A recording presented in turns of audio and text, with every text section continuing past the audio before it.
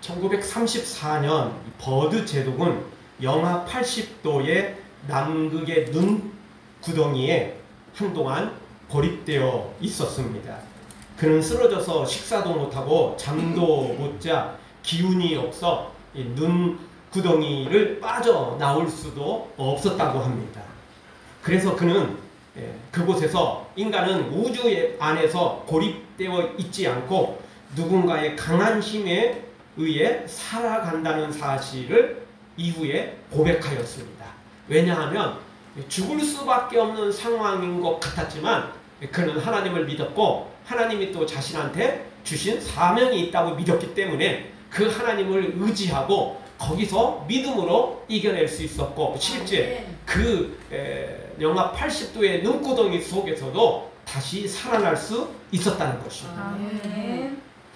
우리가 어디에 꼭 갇혀 있어야만 고립되어 있는 건 아니고 사실 이 우주에 내 마음대로 이렇게 돌아다니고 내가 마음껏 먹고 건강한 모습으로 돌아다닌다 할지라도 우리는 혼자 있으면 우주에 고립된 한 사람에 불과합니다. 그러나 하나님과 함께하면 어느 곳에 있다 할지라도 하나님과 함께 승리의 삶을 살 수 있는 것입니다. 하나님을 자기 삶에서 발견하는 사람은 환난 중에서도 절망을 이겨내고 실망과 좌절을 이겨내고 믿음으로 승리할 수 있는 것입니다.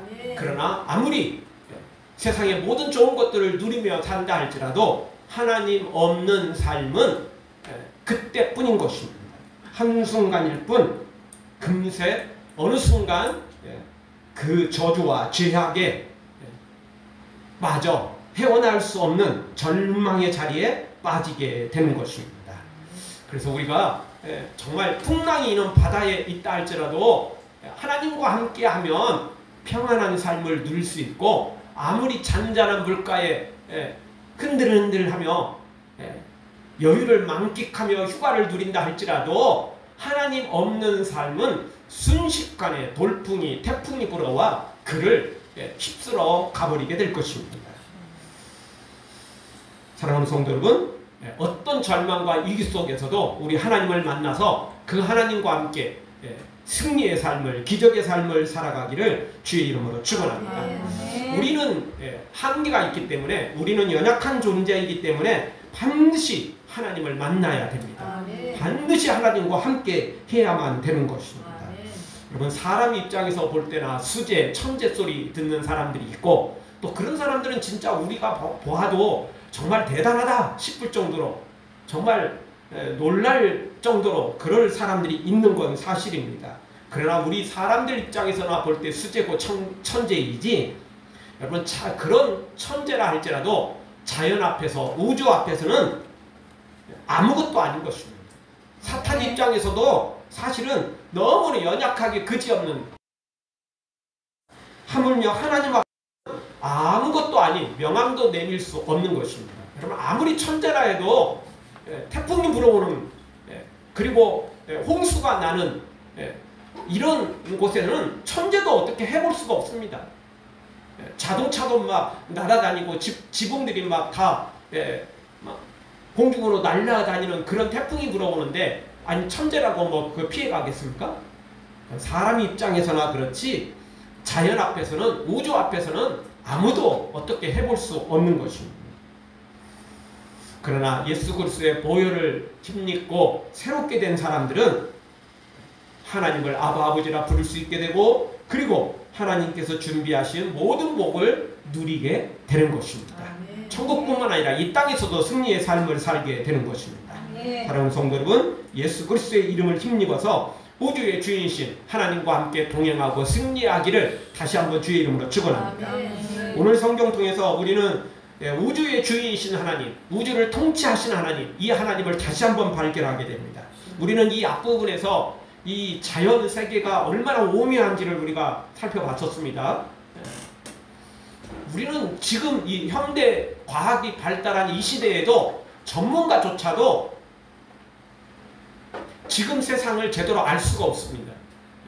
그런데 우리 하나님은 그런 것들을 만드셨고 그리고 지금도 이끌어 가시는 분이 우리 하나님이시라는 것입니다. 그래서 우리 하나님은 우주의 주인이시라고, 우주의 왕 중의 왕인 만왕의 왕이라고 하는 것입니다. 오늘 말씀, 우주의 주인이신 하나님, 우주를 통치하시는 하나님, 그 하나님의 모습을 우리가 몇 가지를 살펴볼 텐데, 첫 번째는 우리 하나님은 빛과 어둠을 만드시고 그리고 나누시고 그리고 지금도 그걸 주장하시는 분이 우리 하나님이시라는 것입니다. 우주는 빛과 어둠으로 되어 있습니다. 그런데 우리 사람들은 이 빛과 어둠을 조절하기는커녕 이용하기도 어려운 게 사실입니다. 옛날에는 빛의 색깔을 7가지라고 생각했습니다. 그래서 빨주노초 파남보 이래가지고 빛의 원래 삼원색은 빛의 원래 원색들은 이 3개입니다. 그래서 삼원색이라고 하죠. 근데 이 3개가 서로 이렇게 짬뽕이 되고 이 3개가 동시에 묶여지면 이제 새로운 색들이 나타나는 겁니다. 그래서 이제 보통 7개의 색이라고 이야기를 하는데, 옛날에는 빛의 색깔은 다 그거 안에 다 들어있는 줄 알았습니다. 그런데 과학이 발달하고 보니까 7색깔은 그냥 어떻게 보면 그거는 진짜 기본에 불과하고, 마치 삼원색처럼 그 7가지는 기본에 불과한 것이고, 그 외에 우리가 볼 수 없는 수많은 빛깔들이 빛 안에 들어있더라는 겁니다. 그러니까 우리 사람들은 하나님이 만드신 빛을 흉내내기는커녕 그 빛이 어떤 것인지조차도 잘 모른다는 겁니다. 하나님이 만들어 놓으신 그 빛조차도 우리는 제대로 알 수가 없는 거죠. 그래서 오늘 성경 19절에서는 이렇게 말합니다. 광명의 처소가 어느 길로 가며 흑암의 처소는 어디 있느냐? 욥에게 질문을 던지고 있는 겁니다. 네가 지금 빛에 대해서 어둠에 대해서 아느냐? 빛의 처소가 어디 있고 어둠의 처소가 어디 있는지 아느냐? 모르죠. 당연히 모르죠. 사람은 이 모든 것들을 알 수가 없는 것입니다. 우리는 그 빛, 하나님이 만들어 놓으신 빛조차도 제대로 사용을 할 수가 없는 존재인데 뭔 빛을 만들 수 있겠습니까? 사람들이 만들어 놓은 가전제품을 우리는 사용도 제대로, 사용하는 방법도 제대로 모르는데 우리 보고 그 가전제품을 만들으라고 만들 수 있겠어요? 사용할 줄도 모르는데 그 사용 제품 설명서 갖다 주고 이렇게 사용하라고 해도 이게 정말 몇 번을 해야 이게 우리가 익숙해지고, 그리고 또 조금 사용 안 하면 또 이게 이거 어떻게 했지? 막 헷갈리고 이러는데 어떻게 가전제품을 우리에게 만들 수 있겠어요? 만들 수 없죠. 사용법도 제대로 모르는데 어떻게 만들 수 있겠느냐. 우리는 하나님이 만드신 빛과 어둠조차도 제대로 사용도 못하는데 빛과 어둠을 만들으라고요? 그것이 어디에서 나오는지 정확히 알 수 있느냐고요? 모른다는 겁니다. 모르는 거죠, 당연히. 지금 기름값이 2,000원을 넘어가고 있습니다. 거기다가 휘발유 가격보다 더 높은 경유 가격이 형성되고 있습니다. 진짜 그거는 상상도 못했어요. 이렇게 가격이 높은 건 알았지만 경유 가격이 휘발유를 추월할 거라는 생각은 진짜 생각도 못했어요. 그동안 경유차를 많이 산 사람들은 트럭은 어쩔 수 없이 경유고, 다른 것 중에 경유차를 산 사람들이 이유가 뭐였죠? 휘발유보다 가격이 저렴했기 때문에 그런 거거든요. 근데 지금은 역전이 됐어요. 경유차가 더 비싸요. 경유값이 더 비싼 시대가 와버렸거든요. 지금 전 세계가 이 에너지 가격 급등으로 물가에 비상이 생겼습니다. 우리나라도 지금 한전이 엄청난 적자를 기록하고 있습니다. 근데 못 올리고 있어요. 이유는 뭐죠? 그거 올리면 물가가 오르고, 물가가 오르면 이게 한국 경제가 흔들릴 수 있어요. 그래서 적자인데도 불구하고 어쩔 수 없이 지금 한전에서 올릴 수가 없게 되는 거죠, 지금.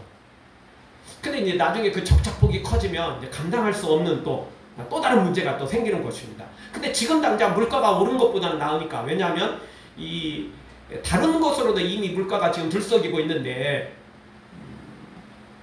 전기값까지 올라버리면 모든 것들이 다 오르거든요. 여러분, 전기가 오르면 가정만 전기값이 오르는 게 아니고 공장의 그 제품 가격이 상승하게 되잖아요. 전기값 오르니까 모든 물건을 전기로 하는 거니까 그 전기로 만들어 사용하는 모든 공장들이 결국은 단가가 오를 수밖에 없어요. 그러면 결국 물가가 한순간 뛰어버리는 거예요. 그래서 이게 이 국가가 한전을 통제하면서 마음대로 못 올리게 하는 겁니다. 사실 몇 년 전까지만 해도 한전이 굉장한 흑자를 기록했습니다. 근데 원전을 사용하지 않겠다 이렇게 말하고 원전을 그냥 가동을 않고, 그리고 지금 이제 전체까지 벌어지고 가격이 급등하니까 감당할 수 없는 상황이 돼버린 것입니다. 우리 사람들은 이렇게 미래도 알 수 없고 또 하나님이 만드신 것조차도 제대로 활용할 수 없게 됩니다. 그래서 지금 뭐 태양광 에너지를 많은 그 곳에서 지금 만들어내고 있습니다.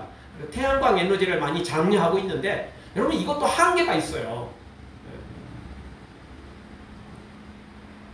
하나님이 만드신 그 빛을 전기로 바꾸는 것조차도 정말 그런 것들도 한계가 있다는 것입니다. 우리 사람들이 이렇게 하나님이 만들어 놓으신 빛과 어둠조차도 제대로 활용하는 것도 어려운 상황인데 우리가 무슨 뭐 빛을 만들고 우리가 어둠을 만들어낼 수 있겠어요? 사람은 그럴 수 있는 존재가 아니라는 것입니다. 우리는 그저 하나님이 만드신 빛을 가지고 잘 활용하고 밝은 대낮에는 열심히 일하고 또 하나님이 어둠을 주신 저녁에는 하나님 안에서 평안을 누리고 그래서 몸을 재충전하고 뭐 우리는 이런 것밖에 할 수 없어요. 우리가 빛을 만들겠다? 그 쓸데없는 짓입니다. 그거 헛수고에 불과한 것입니다. 우리는 그저 하나님이 만들어 놓으신 자연 환경 속에서 어떻게 하면 그걸 활용해서 좀 더 행복하게 좀 더 풍성한 삶을 누릴 수 있으니까 이것만 고민하면 충분하는 것입니다. 그런데 많은 사람들이 하나님의 그 능력을 알지도 못하면서 그저 큰 소리치는 삶을 살아가는 경우가 얼마나 많은지 모릅니다. 따라서 오늘 우리는 하나님이 만드신 창조 질서대로 살아가는 것이 우리한테 유익이고 그것이 행복인 것입니다. 창조 질서를 파괴하고 본인이 뭔가를 하겠다고 인간이 뭔가를 하겠다고 하면은 결국 그건 파괴가 되어서요 문제가 생기는 것입니다. 하나님은 우리에게 이 지구를 만드신 다음에 지구에서 번성해라, 지구를 정복해라, 지구를 다스리라 이렇게 명령을 주셨습니다. 그런데 사람들은 그 지구를 번성시킨다면서 도리어 파괴를 시켜버리고 다스린다면서 그것을 뒤집어 엎어가지고 문제를 일으키게 되는 것입니다. 그래서 지금 뭐 온난화 현상이 벌어지고 그래서 지금 이렇게 기후가 또 문제가 생기고 이러는 것입니다. 그저 우리는 뭔가 새롭게 하려기보다는 하나님 안에서 창조 질서대로 순종하며 살아가는 것이 진짜 복된 길이고 그것이 행복한 길인 것입니다. 사랑하는 성도 여러분, 빛과 어둠을 만드신 하나님, 그 안에서 하나님이 빛을 주셨을 때는 열심히 일하고 어둠을 주셨을 때는 하나님 안에서 쉼을 얻고 평안을 누리고 그렇게 하나님 안에서 창조 질서대로 살아가 영육간에 승리하기를 주의 이름으로 축원합니다. 두 번째, 하나님은 우주를 다스리시고 통치하시는 하나님, 어떤 하나님이십니까? 그 하나님은 22절부터 보니까 기상을 주관하시는 하나님이시라고. 하나님은 욥에게 계속 말씀하십니다. 22절부터 보면 눈과 우박창고, 빛의 확산이나 바람이 부는 방향, 이슬과 비, 얼음과 서리, 이 모든 것들을 네가 아느냐? 네가 알고 있느냐? 질문을 던지십니다. 뭐 알 수가 없죠. 알 수가 없습니다. 지난번에도 잠깐 말씀드렸지만 뭐 우리나라 기상청은 구라청이라는 욕을 얻어먹고 있습니다. 사실 엊그제 뭐 제가 분명히 저 날씨를 자주 보거든요.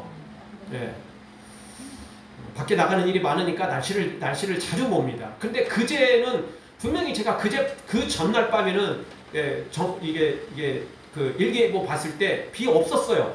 근데 그제 비 왔거든요. 낮에 비 왔어요. 아침부터. 비 왔습니다. 뭐 오후에는 그쳤지만 오전에 왔어요. 일기예보 틀렸어요, 솔직히. 그리고 그젯밤에 봤을 때는 어제 비가 오는 것으로 나타났어요. 어제입니까? 어젯밤입니까? 그젯밤입니까? 어젯밤에 비가 오는 거, 어제 저녁부터 약간 비가 온다고 그랬었어요. 근데 안 왔어요. 아침에 보면 또 일기예보가 금세 바뀌어. 아니 무슨 뭐 하루 전도 아니고 이틀 전도 아니고 그저 몇 시간 전에 바뀌는 거예요.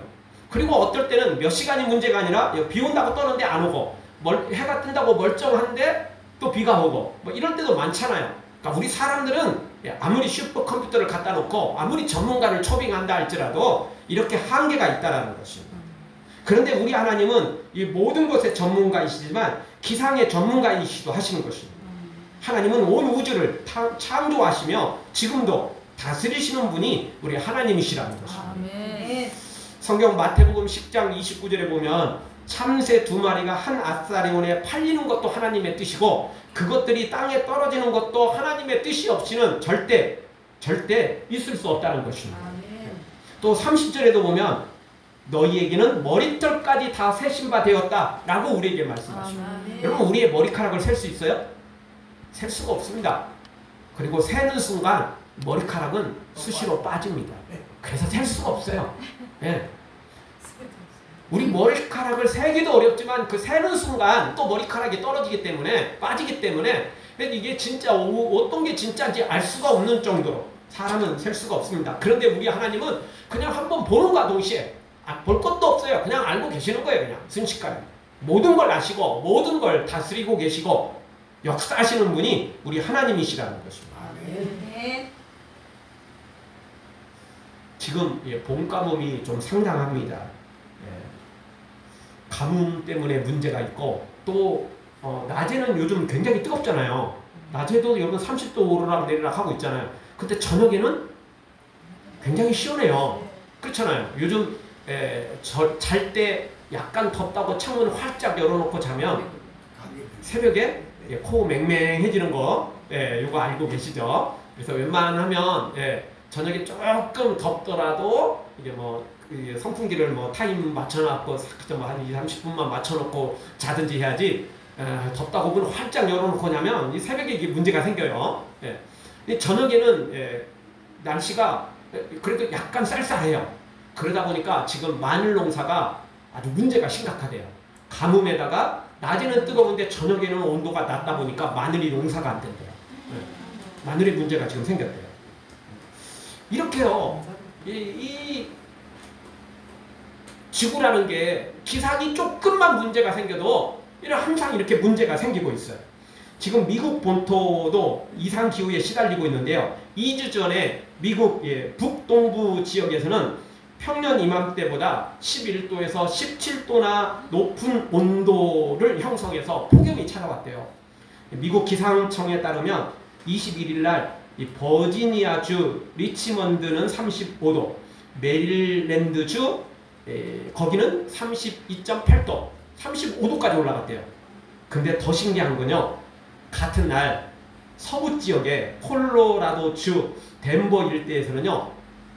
눈이 50cm가 쌓이는 폭설이 내렸어요. 위도가 뭐 그냥 뭐 저 북쪽이고 한쪽은 남쪽이고 이게 아니고요. 뭐 저기 백두산 쪽하고 저 한라산 쪽하고 뭐 이렇게 막 떨어진 그런 데가 아니고 위도가 거의 비슷한데 그래도 뭐 약간 차이는 나겠지만 한쪽은 동쪽이고 한쪽은 서쪽일 뿐인데도 불구하고 한쪽은 35도의 폭염, 또 한쪽에서는 같은 날 50cm가 쌓이는 폭염이 내렸어요. 폭설이 내렸어요. 이게 지금 2주 전에 일어난 미국의 모습이죠. 땅덩어리가 넓어서 뭐 하도 뭐 이런저런 일도 많을 수는 있겠지만 그래도 이렇게 한쪽은 35도 폭염, 한쪽은 50cm가 쌓이는 이 폭설, 이게 참 쉬운 건 아니죠. 이게 이상기후 중에 하나인 거죠. 사람들이 하나님이 만드신 지구를 함부로 사용하고 파괴하다 보니까, 그리고 무엇보다도 무지한 자의 피를 흘리니까 이런 일이 벌어진 것입니다. 온난화 현상이 단순히 그냥 뭐 탄소를 많이 배출시키고 그리고 사람이 무분별하게 산림을 해체시키고 파괴한 것 때문에 일어난 것만은 아니라는 겁니다. 성경을 보면 무지한 자의 피가 흘렸을 때 땅이 저주를 많이 받습니다. 세계 곳곳에 무지한 자의 피가 너무나 많이 흘리고 있어요. 특히 전쟁이 일어나면 멀쩡한 사람들이 아무 문제가 없는 사람이 죽잖아요.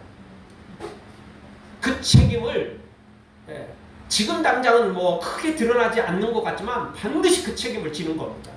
그래서 세계 역사상 보면 대제국들이 몇백 년을 못 가는 이유가 거기 있는 겁니다. 왜? 대제국을 만들려면 엄청난 사람들을 죽여야 되잖아요. 대제국을 만들었다 그 이야기는 전쟁을 벌였다는 이야기고, 전쟁을 했다는 이야기는 수많은 사람들이 죽어나갔다는 이야기고, 그리고 수많은 사람들이 억울하게 포로로 끌려가서 노예 생활을 해야 되고, 성적으로 그리고 육체적으로 엄청난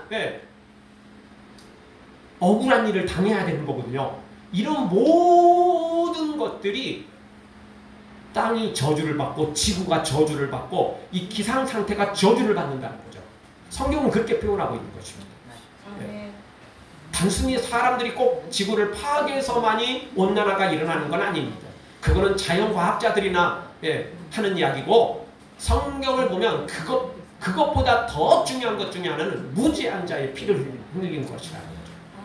이런 것들 때문에 결국 이런 지구가 이렇게 엄청난 재앙에 이르고 있는 것입니다.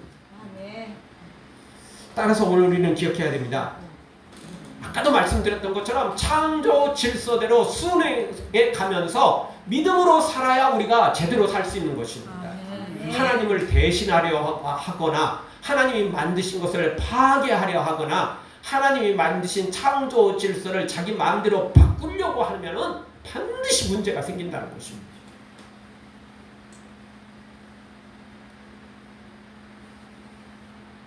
사랑하는 성도 여러분, 하나님이 지금도 오늘 이 22절 이하의 말씀처럼 눈도 우박도 그리고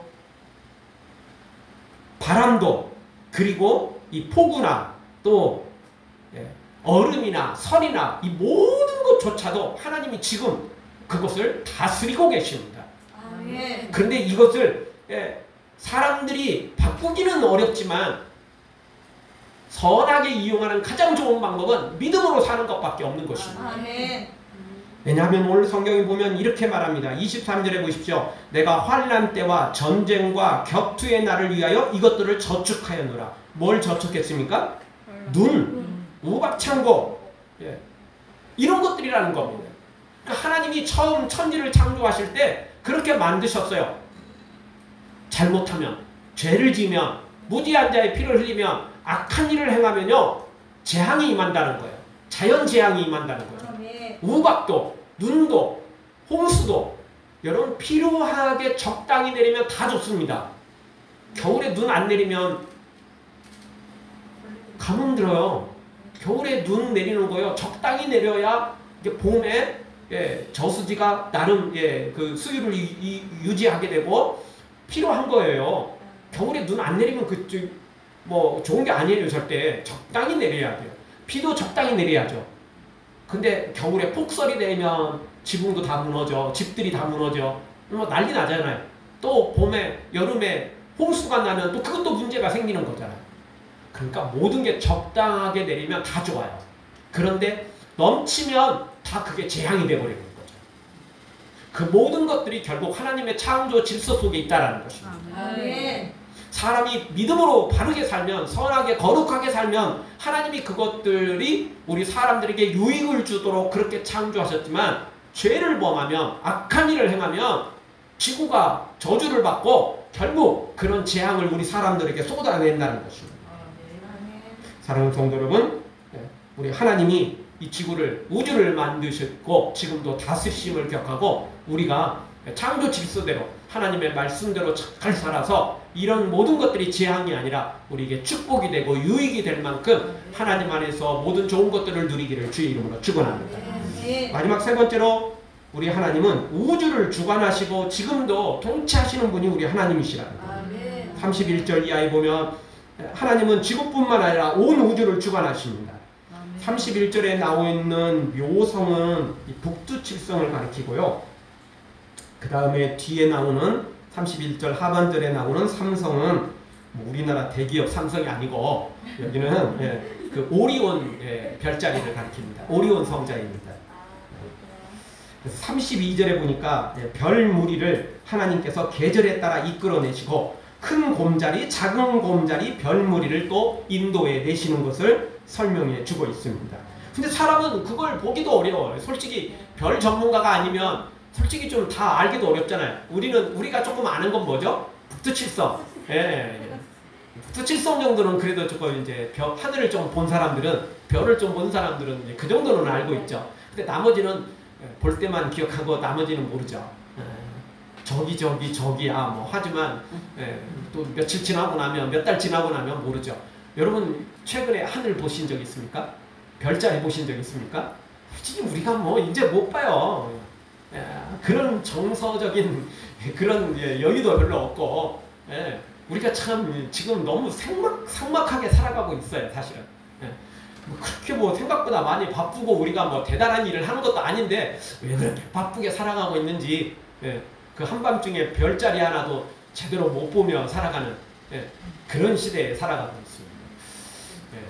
그 어제 저녁 때쯤 보니까 깜깜한 밤이 아닌데도 불구하고 달이 떠 있더라고요. 그거는 이제 그게 확실히 잘 보이더라고요. 달이 지금 반달이 좀 넘어섰습니다. 아주 커지고 있어요. 엊그제도 봤었는데, 엊그제는 이제 반달 조금 넘어갔더니 어젯밤에 봤더니 이게 또 상당히 또 반달보다 더 커졌어요. 금세. 이틀 지나고 봤더니 금세 더 커졌어요. 한낮인데도 불구하고 뭐 햇빛이 내리쬐는 뭐 한낮은 아니겠죠. 약간 오후 이제 해가 좀 질 무렵 쪽인데도 불구하고 달이 떠 있더라고요. 그러니까 우리는 하나님이 만드신 거 그냥 누리면서 살아야 됩니다. 그걸 엉뚱하게 우리가 하려고 하면 도리어 망가지는 것입니다. 우리 사람들은 이렇게 하나님이 만드신 천체의 운행 법칙에 대해서 모르는 겁니다. 33절에 보면 하나님께서 욥에게 물어봅니다. 네가 천체의 운행 법칙을 아느냐? 땅의 자연 법칙을 세웠느냐? 라고 물으십니다. 아니라는 거죠. 욥이 아니죠. 모르죠. 욥이 어떻게 알겠습니까? 모르죠. 그러면 지금 전문가들은요, 압니까? 모르는 겁니다. 그냥 이런 현상이 있는데 어떨 때는 적용되는데 어떨 때는 안 돼요. 뭐 이러는 거죠. 결국 결론은 뭐죠? 이럴 것 같은데 모르겠어요. 이거예요. 그러니까 기상청도 그러는 거죠. 내일 비 올 것 같은데 가봐야 알아요. 태풍이 불어올 것 같은데 가봐야 알아요. 결국은 그거예요. 사람은 모르는 거죠. 어떤 일이 벌어질지 몰라요. 기상 상황도 그렇고 우리 인생사도 그렇고 우주도 그렇고 어떤 일이 벌어질지 우리는 예측은 하는데 그 예측대로 되지 않는 게 또 인생이죠. 예측대로 되지 않는 게 우리 인간사이죠. 그래서 오늘 우리가 할 수 있는 유일한 방법은 뭐냐? 나름 예측도 하고 과학도 발전시키고 또 뭐 다 해야 될 것입니다. 그러나 그거보다 더 중요한 것은 믿음으로 살아가는 것이라. 하나님이 그렇게 창조 질서를 만드셨기 때문에 그 창조 질서대로 살면 어떤 방법을 취하는 것보다 더 복된 길을 걸어갈 수 있는 것입니다. 오늘 다시 한번 하나님은 온 우주를 주관하십니다. 통치하십니다. 그거 파괴하면, 그거 창조 질서를 파괴하고 창조 질서대로 살지 않고 엉뚱한 일을 벌이면 문제가 생기는 것입니다. 반드시 재앙이 임하는 것입니다. 특별히 무지한 자의 피를 흘리고 다른 사람을 억울하게 만들고 다른 사람들 눈에서 피눈물을 흘리게 만들면 그 모든 것들이 결국 하나님의 심판으로 이어지는 것입니다. 오늘 우리는 하나님의 창조 질서대로 믿음으로 살고, 그리고 정말 하나님이 만드신 세상 모든 것들을 우리가 바라보며 하나님을 찬송하고, 하나님이 우리에게 주신 햇볕도 감사하고 공기도 감사하고 물도 감사하고 모든 거 하나님께 감사하며 살아서 더 모든 좋은 것들로 풍성히 누리고, 그리고 하나님의 복을 풍성히 받아 생활하기를 주의 이름으로 축원합니다. 아멘.